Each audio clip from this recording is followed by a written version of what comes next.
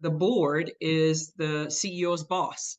And the ability to really help that individual and be committed to that individual's performance and that individual's growth and development.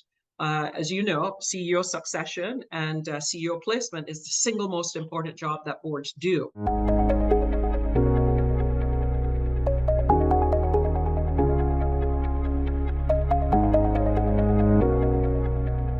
So yeah, there are so many great programs I think out there right now. I know Santa Clara University has a nice program. There are different groups, networking groups that also have webinars or sessions around board work. I too tried to learn as much as I could about just board governance and the expectations of what it meant to be a board member. And so I really focused on that prior to really starting my board search. Understanding financials is also super important. When I was a CHRO, I was focused so much on my sort of part of the pie of the organization that I didn't spend enough time thinking about the full financial picture. And so really broadening that perspective early on, I think helps surface where more development or knowledge might be needed to prepare for those board roles.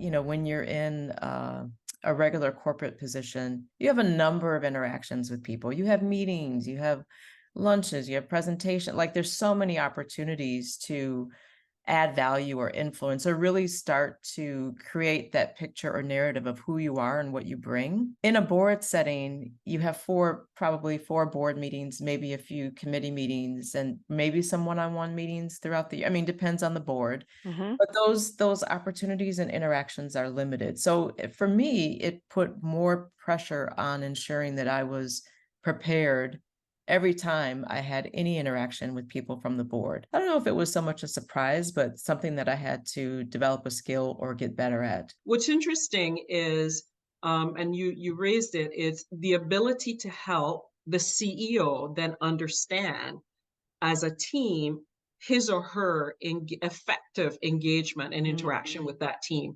which I think is unique because of the background and experiences that we've had.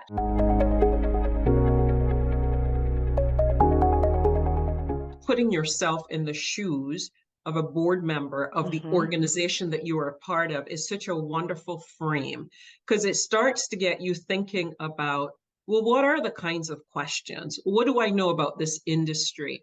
What are the industry trends that are actually impacting this organization? If I were sitting in the boardroom, what are the kinds of questions that I would be asking? The second thing I would say is you've got to strike that balance between I call it operational meddling, because, if you're on a topic that is near and dear to you and you have a depth of expertise, you want to jump in, as opposed to adopting the style I use is inquiry. I really use appreciative inquiry as a technique, which is really honoring and respecting and appreciating the perspective, the expertise of the individuals who are on the management team and asking questions from that place. That's the other piece of advice that I would give to folks who are thinking about joining boards is they're not looking for an interim or an ad hoc CHRO. They're really looking for a board member who may have that depth of expertise that can bring that value to the organization. I would say start with thinking about your own function differently. If other CHROs are like me, oftentimes I just felt very focused on making sure that my department was working well and that we were meeting all of our objectives and the strategy. But I'm not sure that I always stepped away enough to look at the system. Understanding ESG, that's a hot topic. Understanding cybersecurity, AI. So that broad perspective, even if you're not an expert, just knowing what are people talking about and what are the key questions and issues around different topics, I think would be great preparation.